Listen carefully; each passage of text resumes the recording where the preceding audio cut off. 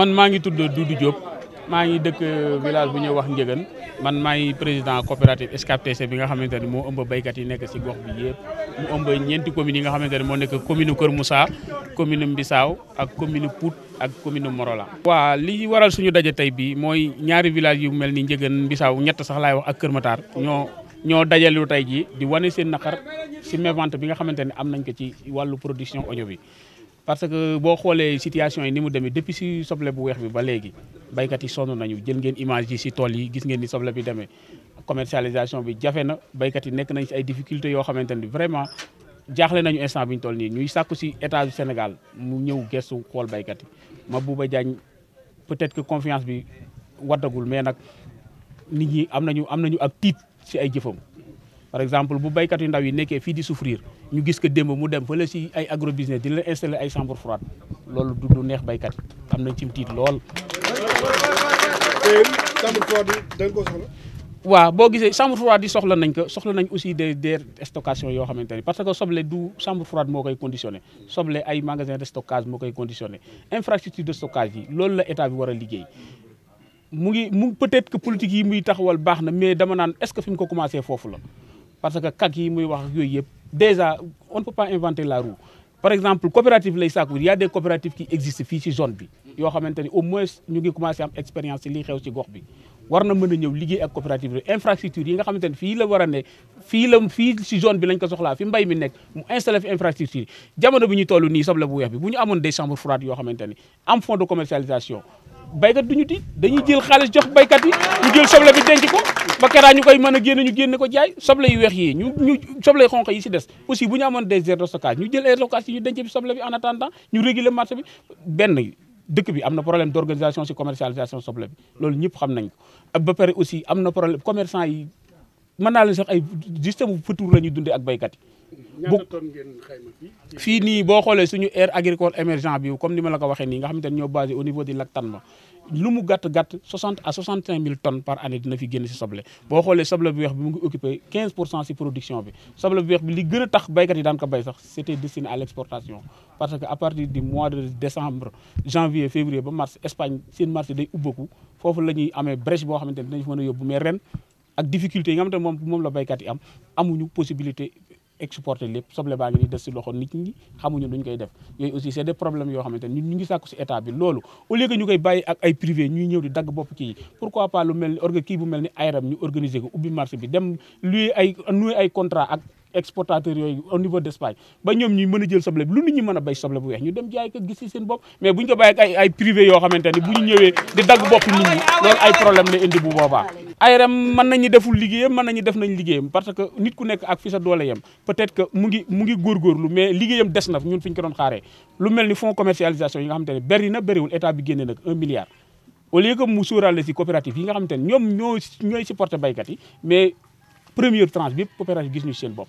xaw ma commerçant yi la ko jox xaw ma ñu ko jox mais ñun gis ñu seen bopp dig nañu nag ñu dinañ ñu jox waaye nag gisaguñu suñu bopp te commercialisation moment bi ñu toll nii nit mënu si gën a approprier ku dul coopérative yi parce que coopérative yi ni ñu jigee baykat yi mën a trouver une solution d'organisation boo xamante ni au moins mën nañu soulager baykat yi bu soble ñoree kat baykat bu soxla lu mu kiiwee bu ñu la mën dafay lépp sax ñu am lu ñu la jox nga dem jàpp si dem def si deuxième campagne ñu bañ a bazarder soble bi ba liggéey mais bu ko commercialisation jógee commerçant yëpp dañuy daal di ñëw taxaw fu jox nañ leen xaalis bi léegi nag commerçant yi ñëw jënd soble bi nañ ko ñëw jënd Mabouba amaguñu daje ak contact boo xamante ni audience lañ ko ñaan mu may ñu ko moom ñëw na fi visite daaw heure bi daaw bi soble bi kiiwee ñëw na fi visite si la génn woon idée yu bari sax ñëw na fii xool tool yi war nañ ko soble bi lépp gis na ko gis na li fi nekk lépp suba si la ni woon di tëral ay programme yoo xamante ne mais ba jusqu'à présent daal programme yi ba tey jii gisaguñ ci suñu bopp daal lu mel ni taxawal kak boo xamante ni dina defar infrastructure yi nga xamante ni yëpp fa lañ soxla nga xamante ni dinañ ko mën a kii mais déjà présent rek kak bi bañ koy commencé rek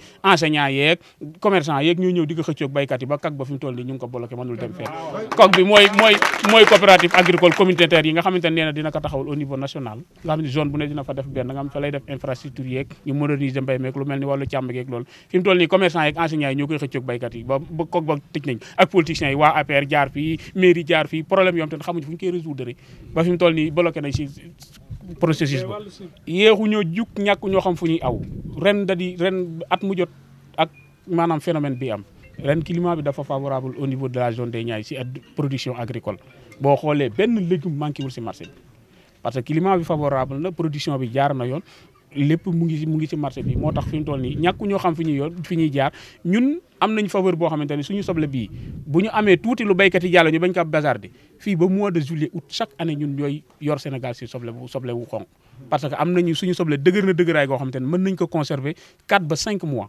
kon da di loo xamante ni ak tuuti organisation rek mën nañ ci génn bu dee zone kii bi nga xamante ni zone vallée du fleuve bi ak ñoom seen nga xam ne soble su foofu dafa tàng ñoom ñooñu gën a soxla ko jaay instant bi ñu toll nii boo xoolee sax da nga naan zone vallée bi ñooñu fekk si léegi suñu zone de production parce que ñun heure bii la ñuy commencé rek gis nga tool bi boo xoolee récolté guñu sax 15% suñu production te fii ba mois de mai dañuy continuer di def récolté dinañ mën a tenir marché bi ba mi juillet. waaw fii boo xoolee liñ ko estimé aire agricole émergent bi daal presque dem na si ay 3000 hectares si ay xayma yoo xamante ni defoon nañ ko lu mel ni wàllu cartographie bi ñu doon def au niveau de la coopérative ak yeneen données yi nga xamante ni moom la démembrement état yi di def ñun xayma yi ñu si defoon daal jàpp nañ ni fii li ñu fiy produire am na 3000 hectares mais du nekkul ay chiffres exacts yoo xamante ni jàpp nañu sax loolu ëpp nag mais lu mu mënti doon da ngay wax li nga xamante ni moo raisonnable rek. loolu sax nag moo am solo gis nga état bi maanaam maa ngi dégg sénégalais ñu naan état bi liggéey na parce que production bi lépp yomb na mais bombe à retardement la loolu bés bu explosé dinañ xam ne état bi am na fay si li muy liggéey si côté boobu parce que boo xoolee fii production boo producteur boo gis lu mu néew yor na 2 wala 3 employés ay des milliers et des milliers de personnes yoo xamante ne ay saalum la ñoo ñëpp jógee ñëw fii di liggéey te ñooñu ñëpp seen i waajur ñu ngi toog di leen xaar li ñu jëlee fii moom la ñu yaakaar bu baykat yi jaayul loolu bu baykat yi jaayul li ñu am jox leen ñoom ñu mën a dem tabaski bi seen waajur yi toog di leen xaar lañ leen di jox suñu yaay yeeg suñu jéeg ji nga xamante ne ñoom ñooy ñëw si tool yi di liggéey koo si gis ku ne fi mu toll nii baykat bi yoral na ko lu mu dee fukki rouleau dañu koy lebal de bu ñuy jëmbat dañu koy lebal ay millions lañ leen yoral fi mu toll nii ñu war leen kaa fay si lañ war a fa seeni soxla bu ñu ko amul fu ñu jëm waaye ñun baykat yi nga xamante ne nag ñun dañoo yoroon njaboot nag ñëpp si ñun lañu yaakaar bu ñu peree ñoo war a dundal njaboot ñoo war a def lépp waxuma la dara mais banque yi impact bi loolu war a mën am ba vente bi xamaguñ ci instant bi nañ xaar ba lii lépp jeex ba pare état bi dina xam ni ndax lii liggéey la wala ay gâchis la. asalaamaaleykum Marème Ciss damaa ñëw fii di liggéey di ànd ak samay morom di daan sama doole ak samay morom yu takku nag ci tundu Jandeer ku xëy 7 heures ngay xëy man toujours 7 heures laay xëy ak samay morom. man maa ngi jóge Njëgan ak samay yeneen morom yoo xam ne ñu ngi jóge ci tund wi di daan si seen doole pour lu ñu am.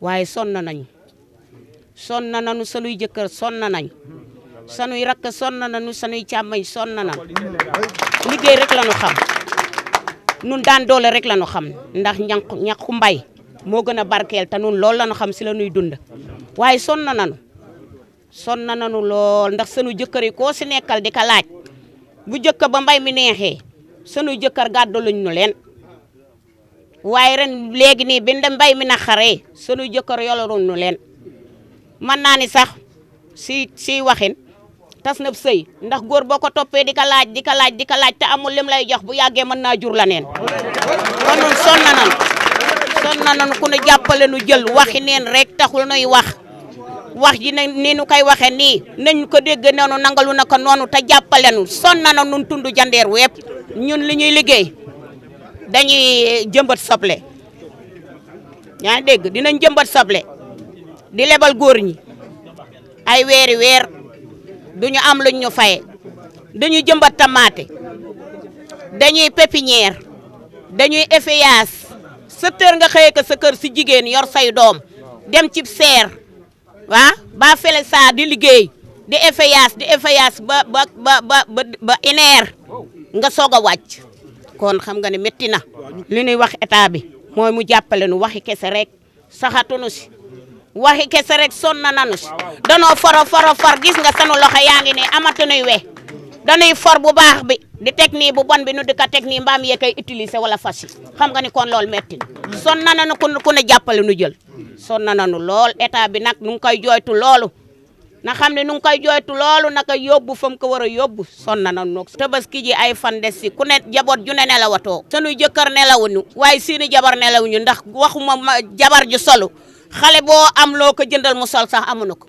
kon sonn na noonu nelawatunu lekkatunu ba suur naanatunu ba maan. Je m'appelle Abdoul Sow, Je suis agriculteur et fils du terroir diendérois. Donc, comme vous pouvez le constater, nous sommes présentement à Diender. Ça se subdivise sur 3 hameaux.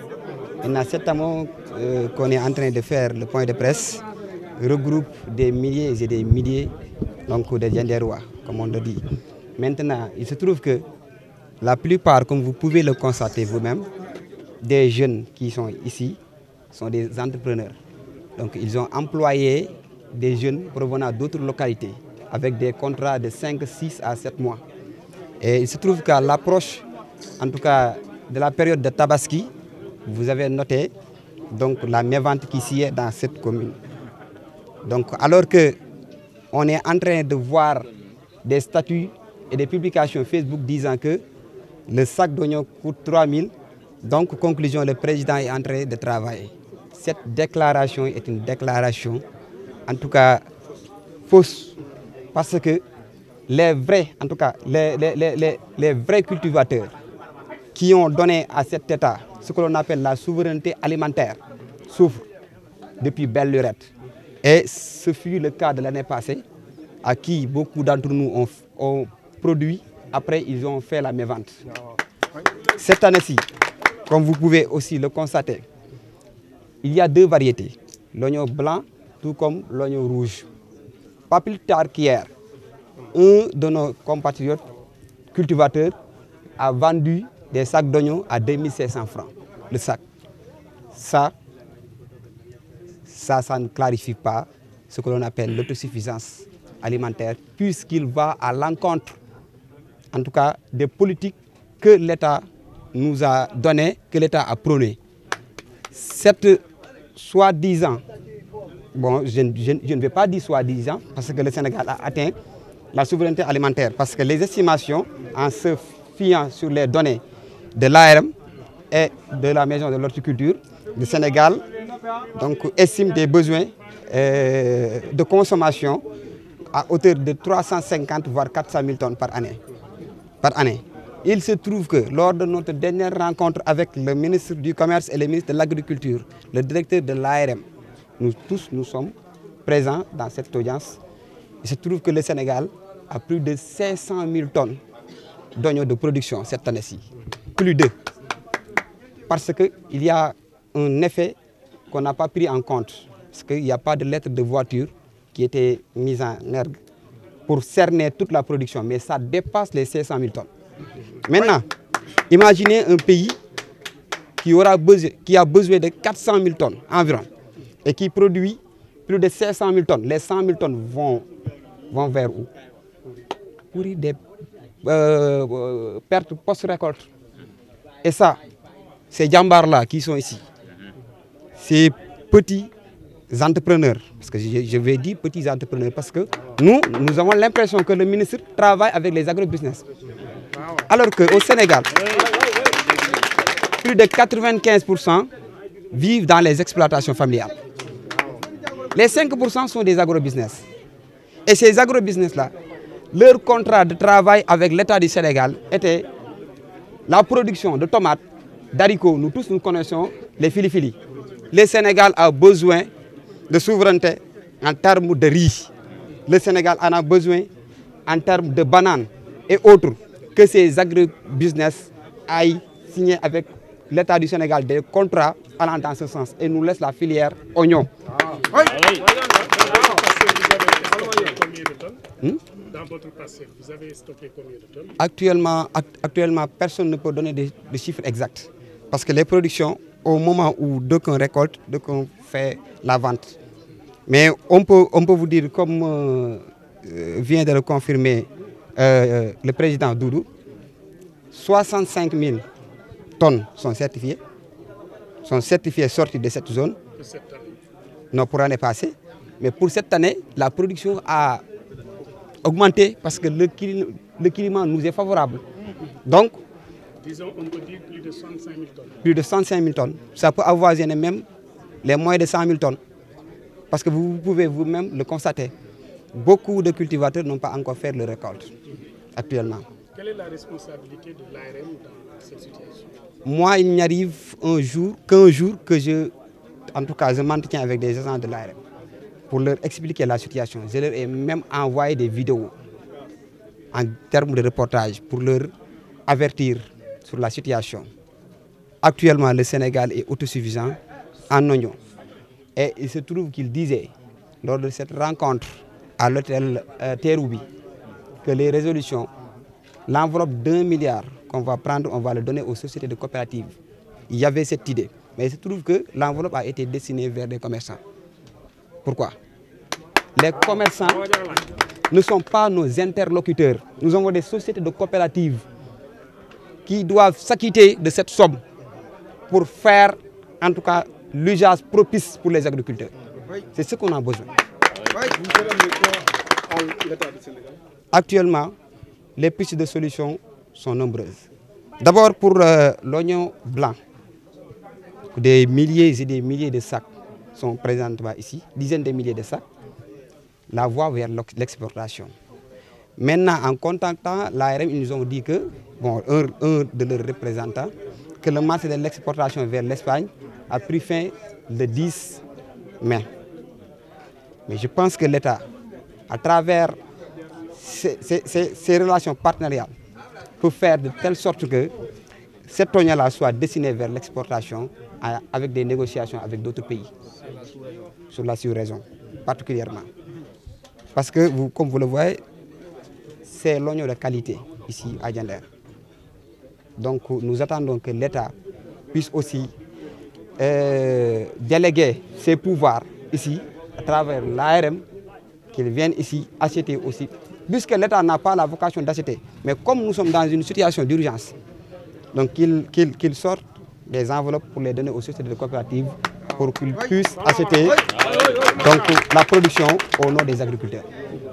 Mais pour éviter aussi la mévente, parce que un sac d'oignons de 25 kg à 2500 sont des prix dérisoires, c'est la mévente. Kilo 100 francs. Alors que ceci nous permettra de rebondir un peu sur le coût de production ici.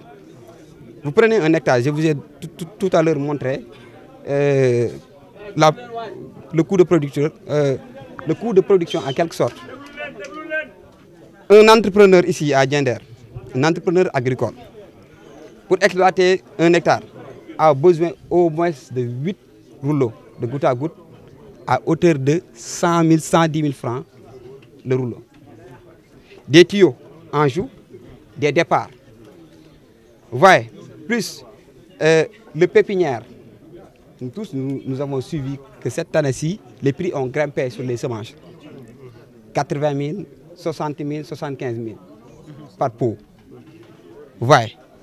Et malgré tout cela, avec des contrats signés avec des jeunes provenant d'autres localités, et l'électrification que vous voyez, trop cher. Pour dire, l'électrification a été démarchée par des jeunes de cette localité sous fonds propres. Sous fonds propres. Ce sont même ces agriculteurs qui ont fait les démarches pour que donc, ce terroir puisse être électrifié afin de l'utiliser aux travaux champêtres. Vous voyez? Effectivement, on a besoin de chambres froides, mais les chambres froides sont des solutions péremptoires, pas des solutions définitives. Quiconque produit a besoin de la vente, de la commercialisation.